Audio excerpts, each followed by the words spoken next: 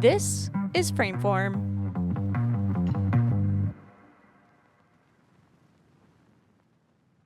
Hey, Hannah. Hey, what's up? Just another Wednesday here on the Frame of Forms. The frame of forms, yes. Jen this week is traveling, and you know what? The show must go on.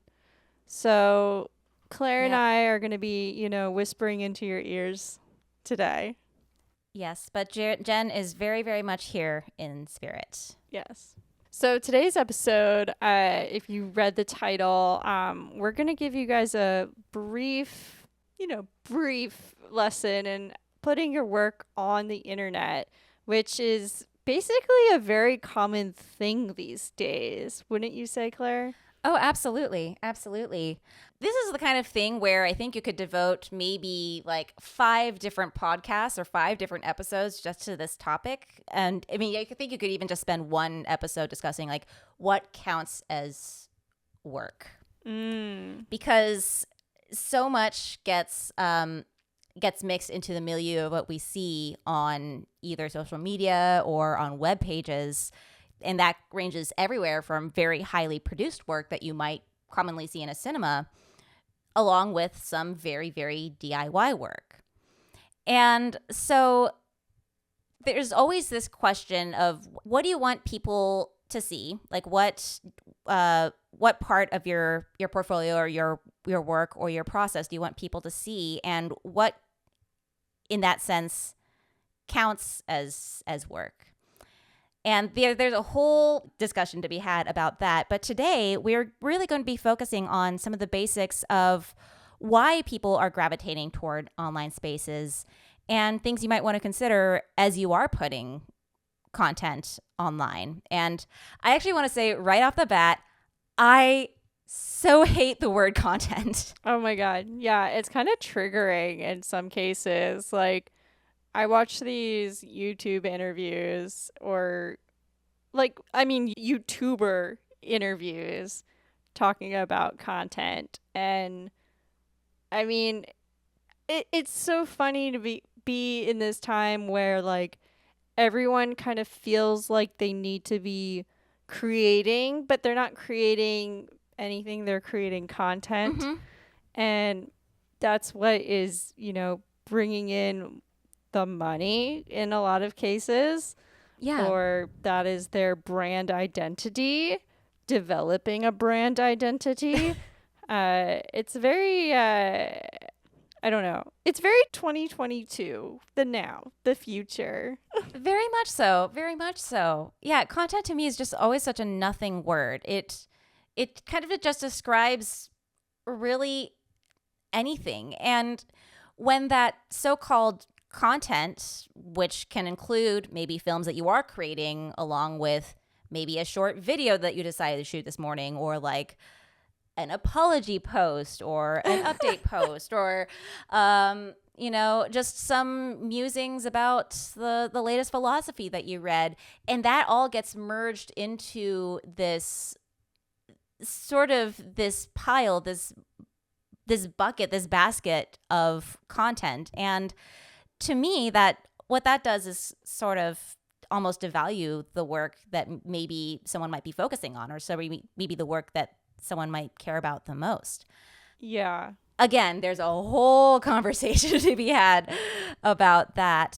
But let's actually take a step back and let's actually reflect on maybe the first time we may have seen dance online. Hannah, do you have a memory of when you first saw a video of dance on the internet?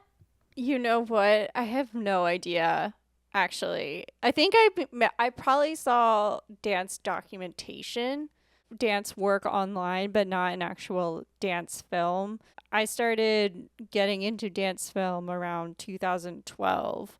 So that was definitely an age of posting on Facebook on a regular basis and like dabbling in Instagram. I remember like people sharing dance documentation of a certain performance online and trying to recreate it or watch it down to a T. But I really don't remember much dance film dance film as in what we talk about on this podcast every week on the internet. What about you? I kind of have to give a bit of a qualifier here because the first time I suppose I used the internet to watch dance film was using the internet in tandem with a CD-ROM set from a local ballet company. So cool. Yeah, I mean, remember those? Remember how if it got one scratch, it would completely ruin the whole thing? Oh my gosh, yeah. Yeah.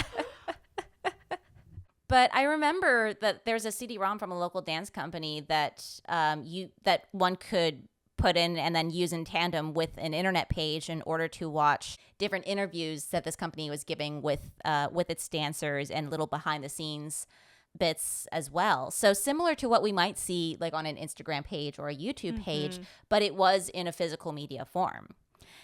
And that's my earliest memory of seeing dance online in some way. And then come 2005, 2006, here comes YouTube. Yeah. And then you're seeing, I mean, lots of random videos. I think at that time, even though anyone could technically upload video, not a whole lot of people necessarily had the capability to do that. Like as far as media literacy goes, I don't think that had been established yet. Yeah, there wasn't really much smartphones going around at that time. It was still kind of the age of like the slider or, a keyboard on the phone and all of that. We didn't really post what we know today. Yeah, like 140p resolution kind of things. Oh gosh, 140p. So it was a novelty anytime I saw like a little dance clip that was either, it usually fell into one of two categories. Like one was would be like a rehearsal video of someone doing a variation on stage, or it would be like the lowest quality DVD rip that someone had uploaded.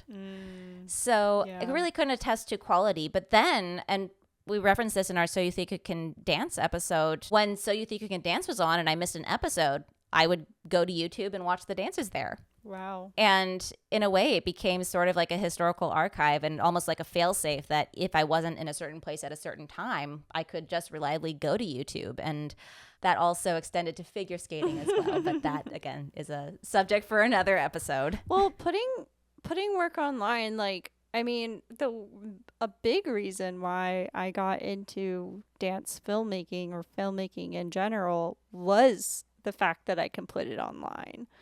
And I could put it on a portfolio and share it with all my friends near and far who may have not been able to come to my dance performance.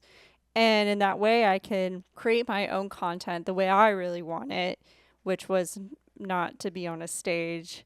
And then they could see it in the way that I wanted to show my work. I mean, that was like 2012, 2013 at the time. And honestly, like before that, I wasn't really watching a lot of videos online. I was watching mostly Netflix. I wasn't doing as much of the exploring of what is available or what is out there until, after that moment of making that decision. And that's what we know of today. People put their work on their portfolio, their social media, on YouTube, other websites that are there that produce and showcase dance film.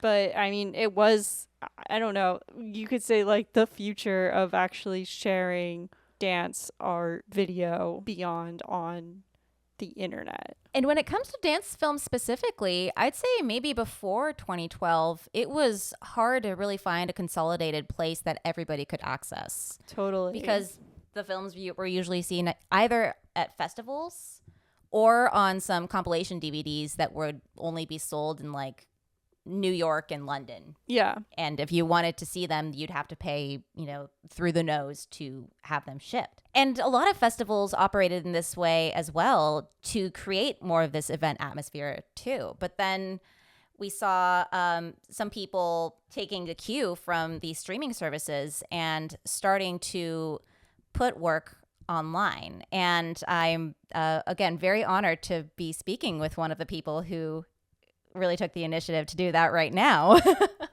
Oh, thanks, Claire. But I have to say, I mean, with everything that we're saying about these streaming services and finding dance online, like at that time, and as we were saying, 2012, 2013, and it was hard to find these works. There was like a lot of pros and cons that I was finding during that time, which was like going to websites like Vimeo or YouTube, because that was what I knew at the time. It was very saturated with not dance films. They were not dance films. They were more dance documentations. There were audition tapes. There was things that you wouldn't consider that the university space where we would have these conversations to talk about them. The filter was very not there was no filter, basically. Yeah, there's no filter, especially for anything dance related, because especially when you look at sites that are not necessarily devoted to dance, like even if you look at something like a streaming service or like a video platform, if you just type the word dance, usually that's the only unifier, that it features dance in some way or some conception of dance. Not necessarily dance made for the camera, but maybe dance being performed in a camera is there. Yeah. So it's, really difficult to actually parse out where work specifically created for the screen can be found. And even when you look at great resources and websites, and I want to shout actually Numerodance, which is a phenomenal resource, but even there, it's really difficult to parse out which work is created for the screen.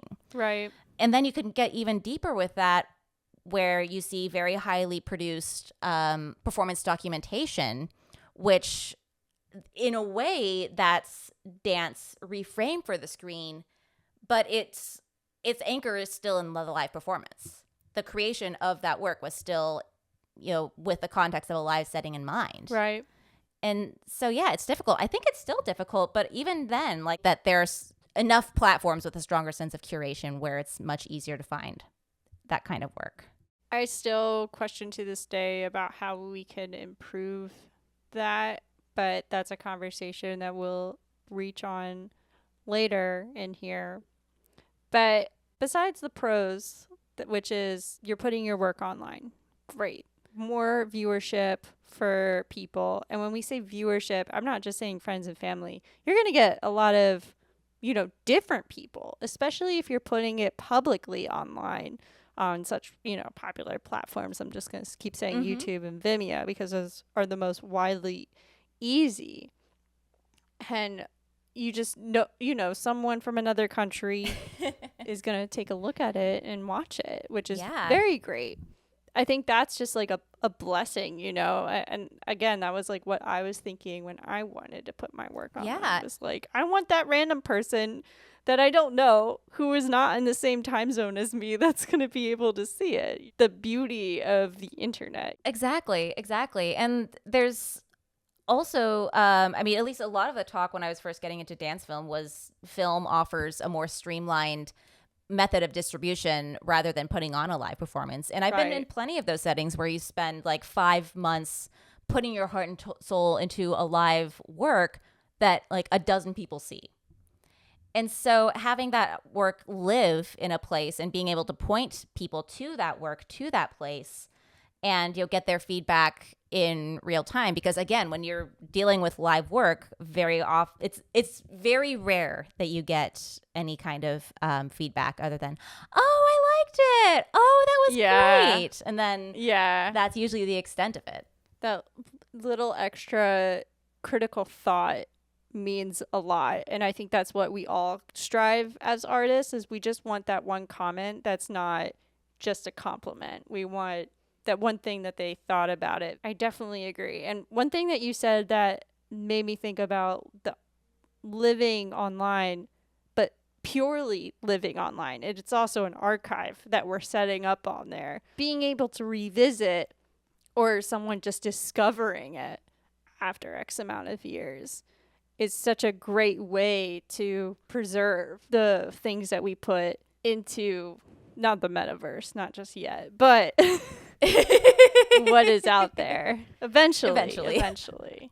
I mean, if you're just discovering this work, archives are really just a goldmine for just an incredible resource of it, and not necessarily just consolidated to the platform itself. Because oftentimes, especially if you're viewing it on YouTube or Vimeo, you'll often get recommendations to look at similar work. And so it's really a combination of this work living online, as well as the, I don't want to say natural algorithms of of the internet world, but the tugs that these codes like to do to pull your attention in a certain direction. These archives also sort of act as a frame through which to view the work, and often a frame by either the person who created it or the person who curated it. And there's a lot of websites, especially nowadays, where a lot of the work really corresponds with a certain artist's brand identity.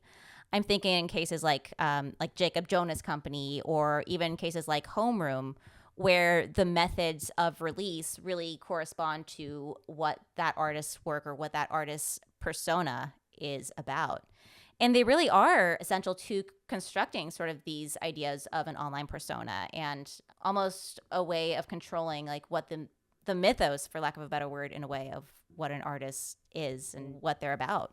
Yeah, it's kind of like these websites that is considered the norm these days of what we're putting our portfolio on. It kind of reminds me of like a coffee table book, where we get to see the whole layout of a body story of someone's mind. I think about, you say, Pablo Picasso, Keith Haring, or Matisse, all those. And you can, when you have them all in front of you, you can see what the journey was and how it's evolved, but yet also there's still this like through line of a theme. And when you have that in a website in front of you, it's that whole completion of that circle, which I really enjoy exploring in my downtime. It's funny to say, like, the brand identity, I feel like everyone is like on this path, finding what aligns with them or like what their image is. It's funny, when I changed career paths, I had to alter my website and change my brand identity because I wanted to not just align with them, but it had to it had to align with me at the same time. And that's really important, of how you, not just these videos that you're putting online, but also how you're displaying yourself through these websites. It's very important, especially when it comes to like also like job hiring, Oh, yeah. like that. I once did a summer where that was my job. I had to like find all these freelancers, and yeah, I was judging by their website. I was judging by how organized it was, but also what their work was. Do they have a reel? Exactly. The music choices there, and not their resume. It is you, and it's an extension of you. It's your CV. I mean, speaking from experience, I'd say most of the work I've gotten, or at least most of the freelance work I've gotten, has been through online platforms and through social media work. And like it or not, that really is your calling card. That really is like how people are looking at things. Right. Because when people are looking to hire,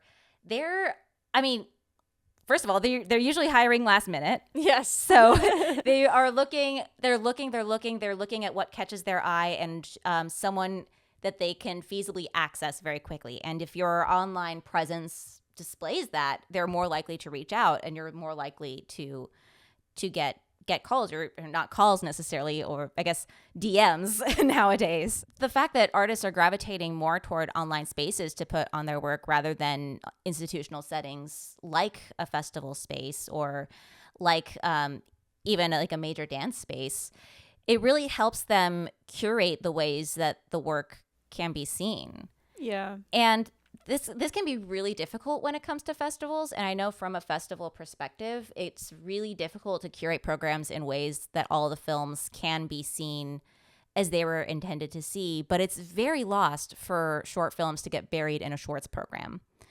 And sometimes maybe to even be included in a program that doesn't necessarily serve the work. Maybe the work is best served in a single click, single watch setting. And the fact that the artists are really curating this experience for their audience means that the work gets seen in a way that's closer to how it was intended to be seen. Yeah, it's interesting. When we entered 2020 and a lot of these film festivals shifted to online viewing versus in a theater space, I think about how TV streaming and film has transformed over time, and that viewership has changed. Going to specifically like looking at Breaking Bad. Yes, this is a tangent, but it makes sense about how, the change of watching media on a screen, it depends on what kind of setup you have. Most of us have these kind of like dinky laptops, and we're probably listening through our not so great speakers or our okay Apple headphones, or we're using really nice headphones that are great for sound recording or sound mixing. It is an interesting, or like headphones that specifically up the bass, and you can't really change anything right, else apart from that. right. So you're just listening to and and that's a whole experience of like making that decision with like Breaking Bad. When they made that decision to turn that into a television space, that was the same thoughts are into mind. How do we make the desert feel like the desert, even though everyone has different calibrated screens or settings on their television? Maybe not everyone has an HD television. They have SD, standard def. And it's the same situation here. Not everyone has the same computer. People put certain settings, like probably like a sunset screen setting on their computer screen. Like that's also going to alter it. So it may not always be what you ordered for the viewership to be. I would say that's all secondary. It's not going to be an optimal experience of watching. I mean, and that's something to keep in mind when you put your film online, is just how that experience is translating to those different settings. And you might want to consider, I mean, I don't necessarily want to say like alter the work to fit the platform, but consider how it's read on different platforms. And again, I'm going to go on a tangent myself I always love referencing the My Bloody Valentine album Loveless, which has its own storied history and it bankrupted the label and whatever, but has such an incredibly layered soundscape that deliberately sounds different depending on how you're listening to it. It sounds so much differently listening to it on CD versus vinyl versus through the computer. And each experience is rich in its completely own way.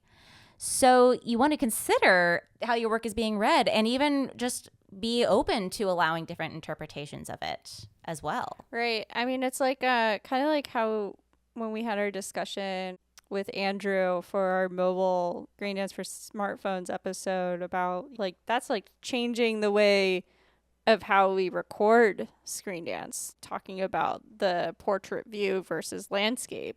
It's the same way. And then we're looking at these platforms, YouTube, Vimeo, Facebook Watch, Instagram. That goes into it too, of how you want to display it. And smartphones don't have the best speakers. That's true. That's another part of sound mixing in that regard. And I mean, if you're particular about a certain experience, make that known. Put that in your video description. Put that, if you're sending it to a mailing list, like put that in the subject line, headphones on. Right. Yeah. Headphones on. Named after our episode. Listen to that episode. Well, I think like the biggest issue that I have with finding dance work online is how people are tagging it, as well as I would say maybe also naming their film. Okay, call this controversial. Okay. When I was doing Screen Dance Collective, not just me, shout out to Stefan Glynn and Tori Duhame, when we were doing this project together, trying to make dance film readily accessible online and where to find it, how to filter through, also try to put like organizing them in boxes. These are animation dance films. These are dance films that exhibit, brand selling. These are dance films exhibiting like very well made VFX work. We did it on Vimeo. which is great. Vimeo's great. No complaints. You get high definition, beautiful work, really creative stuff too. Yeah. It's made for the people who want to make films and short films, and they want to be recognized for it. Right. I low-key kind of regret it and wish I put it on YouTube. My only thing there, more people go on YouTube. That's all I got to say there, because there's just more people, more diverse. Not everybody goes on Vimeo or has a Vimeo account on their cell phone. I don't have that app on my phone. I'm sitting there watching YouTube for days. So there's a part of me that kind of wishes that we were building on YouTube, but that issue there was like we were sourcing and putting them into a channel that we could actually do on Vimeo. YouTube doesn't allow you to do that. You have to like, right. That's like a whole bucket of worms that I don't want to get into. Totally. But I think the best way, if people were putting these videos on YouTube for the general public, is to start adding a dance film or putting dance somewhere in their title. And not saying like this film is called this, a dance film. Like, don't send that to the film festival. This is purely for the online people that are trying to look up literally a dance film in the search bar. And that is actually surprisingly very helpful. I don't know if you've been going through this as well, Claire. Totally. I mean, I will say that Vimeo does have such a clean interface that I think that curating is, at least reads much better there, or like curative attention reads much better there. Like if you look at Screen Dance Collective's page, like it looks like a gallery. Yeah. You literally like have this feeling where, okay, I'm looking at this, I'm going to go spend time with the work. Now I'm going to go spend time with something else. And YouTube sometimes feels very, very playlisty, very much like a collection of lists. Oh, yeah. However, YouTube does have that advantage of pointing you to other videos that are very similar and pointing you to other playlists with these kinds of videos that are very similar. Again, this all has to do with feeding the algorithm. And even though the algorithm can be very noxious, it can be very biased, it has some very unfortunate implications with it. But if you're looking for something very specific, and if you are looking for a very specific audience, you kind of have to play its game. Yeah. Yeah, no, I agree. I think it is an audience situation. I mean, not everybody is going to be catered to what they want with dance film. Not everyone likes dance film. But, it's just something that people could accidentally wink, wink, search and be interested in. And I think that's the happenstance that I'm looking for from people. I just want people to come across it, which is not the case on Vimeo. I mean, people go on Vimeo to look for that kind of stuff because they're probably coming from those who are maybe artists, those who are students, those who are working in universities. Like, those are niche audiences. And I don't know. Maybe I just have bigger dreams out there that I just want the whole world to be so excited about dance film. And YouTube is that kind of place where people can get really hot and heavy over it. Maybe I should just become an influencer and start my own channel and just start doing that. Is there any dance film influencers out there? And if you are, you know who to call. Yeah. Hey, just hire Hannah Weber as the dance film influencer. I'll be the watcher, but you know who to call if you want to be interviewed. Well, that's also something to consider when you're considering YouTube versus Vimeo as well, as far as getting compensation for your work. Because as anyone submitting to a festival knows, you're paying for your film to be considered, and very rarely are you getting something in return. There are some festivals and some organizations that are kind of flipping this on its head. Dance Camera West is an example of an organization that pays artists screening fees for their work, as well as touring reel situations where if a festival decides to show your work again, oftentimes they'll pay. But with something like YouTube, if you can monetize it properly, you can get a fairly, well, a fairly decent income. Granted, a lot has to go right. You have to get a lot of views on your work Yeah. in order to make any sort of profit. But I found that the monetization capabilities of YouTube are easier to access than Vimeo. Or get BetterHelp to sponsor you. And hire one of us to be your therapist. Yeah. I mean, yeah, there's definitely like, I also want to shout out to Form in Vancouver, who has graciously paid some of their past screen dance artists to have their work be screened again. They're doing a great job with that. But yeah, I mean, it's interesting when you get to the video fee. I will admit, like, I don't know. I'm just not call me cheap. I don't want to say like I'm not supporting, but it does turn people off to pay the money to watch stuff online. Totally. Especially, I mean, we have so many subscriptions to other streaming websites. Why can't you give like $5 to just watch this one film to support your friend or this artist? But if you choose to go that route, there's like plenty out there that you could join to get your work seen and be able to support those festivals that are continuously posting work online through a paid portal. I just want to shout out a friend of the show, Jen Scully, with Rogue Dancer Film Fest, who really does an incredible job and tirelessly curates every month and Yes. really takes care of the films. And I think it's always worth noting, like, curate, I think the Latin root for curate means like to care. And she really does a good job of caring for the films that get submitted and showing them for what is really just a nominal fee. It really isn't that much. Everyone should honestly who listen to the show should go and subscribe to her Patreon, because it goes from like $1 to $5 a month, which is nothing, and you get to watch these great dance films every month. You get a whole screening for a month, which is really fantastic and such a treat to have. So we'll have a link in the show notes for you to go to her site.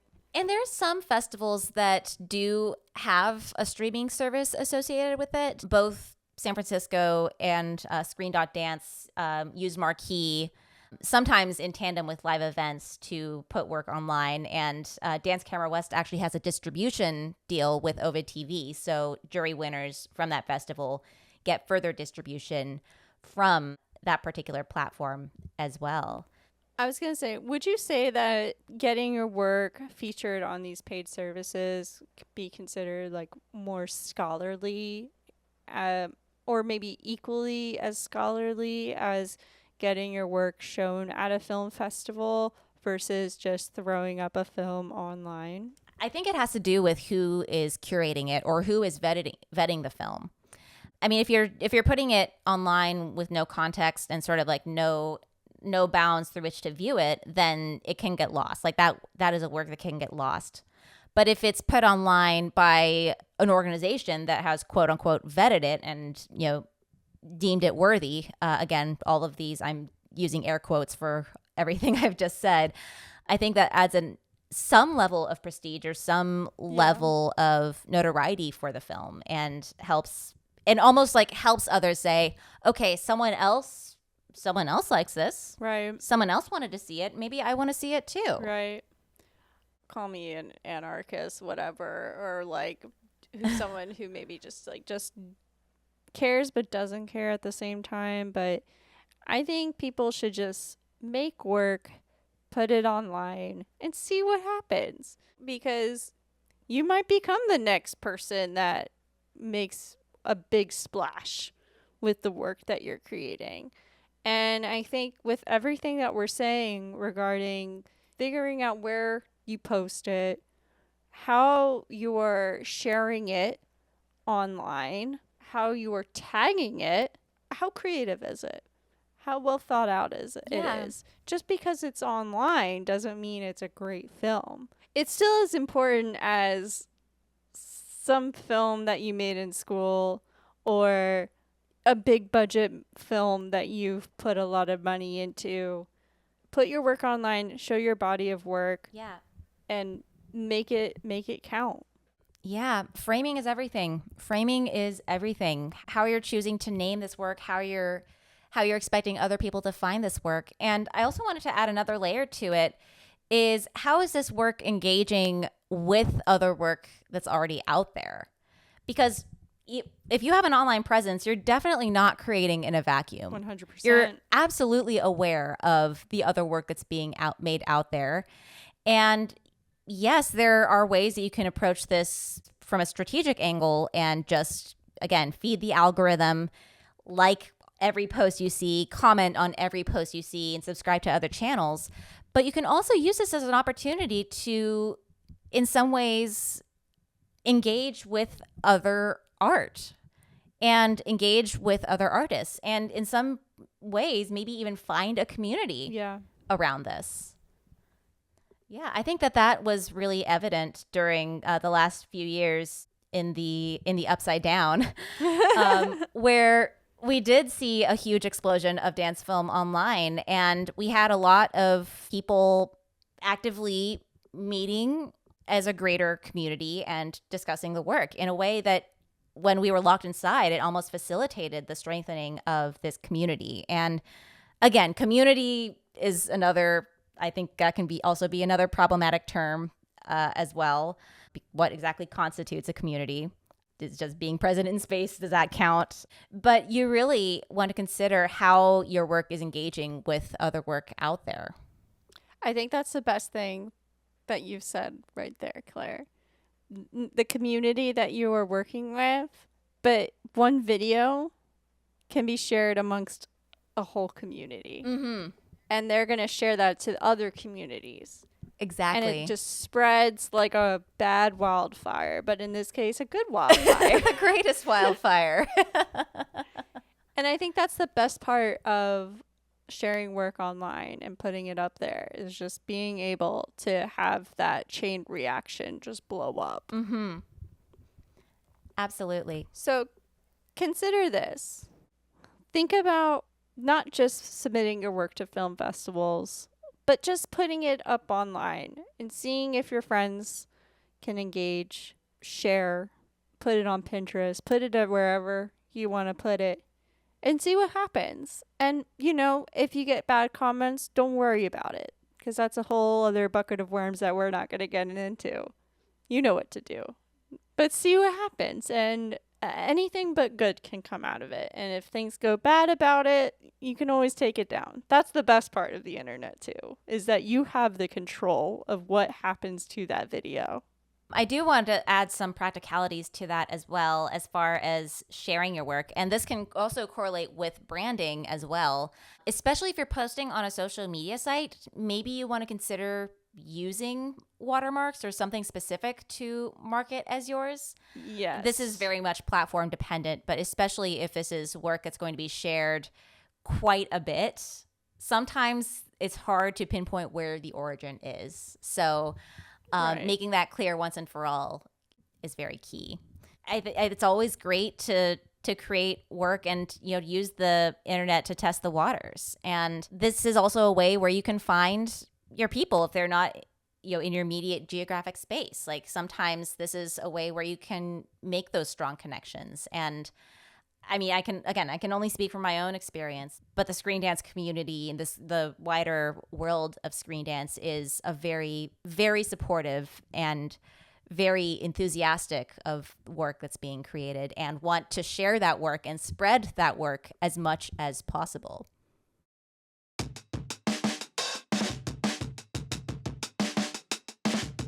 There are so many festivals accepting dance film submissions right now. Please take the time to visit the International Screen Dance Calendar to scroll through the upcoming events and festivals happening all over the world. This resource is updated regularly, so check it out. The link is in the show notes.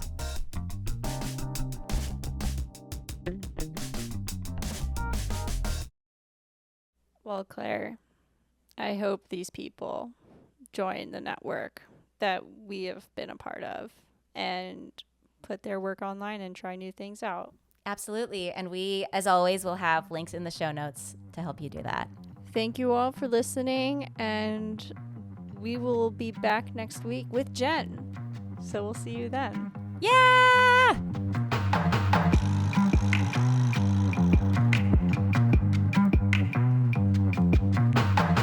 This is Frameform, hosted by Hannah Weber, Jen Ray, and Claire Schweitzer. Edited by the Frameform team, with social media assistance from Maddie Leitner and music by Mason Carlton. Thanks for listening. We'll see you next week. We'd love to hear from you. Send us an email at frameformpodcast@gmail.com and engage with us on social at frameformpod. That's frameformpod. Don't keep a good thing like this a secret. Invite your friends to subscribe and join the conversation. If you like what you're hearing, leave us a review and rate the show. Thanks for listening.